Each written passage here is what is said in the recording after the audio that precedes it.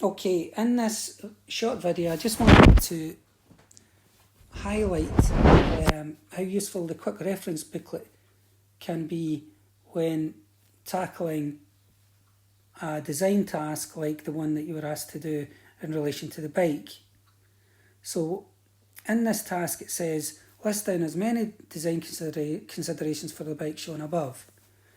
Now you could just begin to write these down from your own knowledge of design factors, but quite often what happens is people aren't quite sure what to write down for each design factor. So this is where the quick reference booklet can be helpful in this task. So if I go to the quick reference booklet, by the way, you can find the quick reference booklet in the content library, and it's page 6. On page 6 we've got design factor aspects, and so for all 5 design factors we've got related aspects, and it's these that can be used to help direct or identify areas that the designer would need to have considered.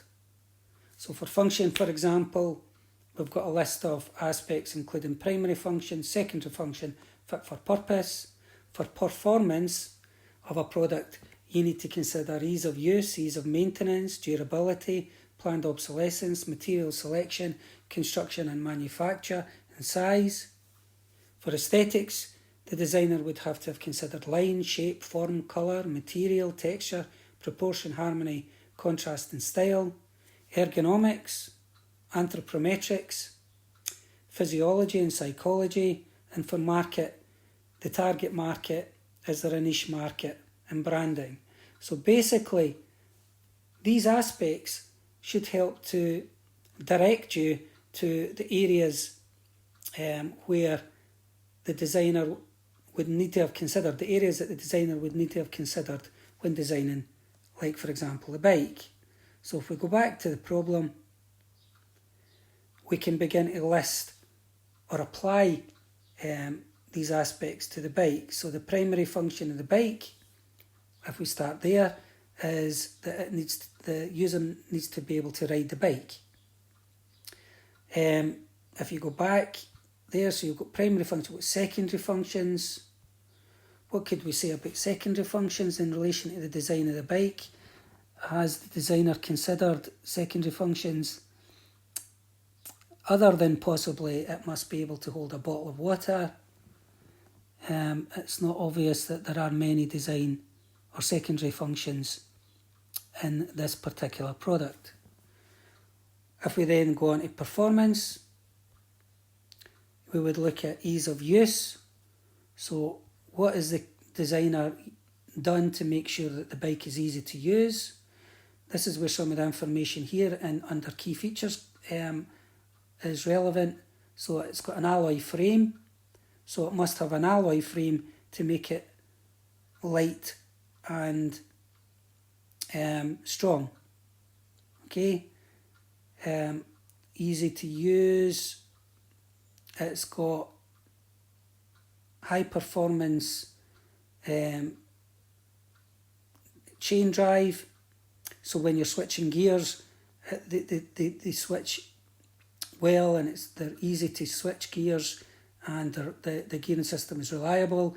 It's got powerful disc brakes. So these are all related to making sure that it's easy to use. You could then go on to the next thing, which is maintenance. What would you consider if you were designing a bike in relation to maintenance? You could talk about the fact it must be easy to change the tyre, it must be easy to fix a puncture in the tyre, it must be easy to change the chain. Again, go back to the quick reference booklet and go on to the next one. Planned obsolescence I would leave out. You could talk about materials, what materials have been used and why. So clearly that an alloy frame has been used because it's light and strong, and we've got big tyres with big treads to ensure that it grips the ground properly. So the point here is you just basically use the quick reference booklet to help identify design considerations. I would then go on to look at aesthetics. I could talk about how line has been used, or how shape has been used, or how colour has been used, how proportion might have been used in design. Is there evidence of the use of harmony or contrast, or the style? And then I'll go on to ergonomics. So, in summary, it is useful to use a quick reference booklet when learning about design factors and applying that knowledge in relation to the design of a product, like, for example, the bike. Okay, I hope that helps. Thank you for listening.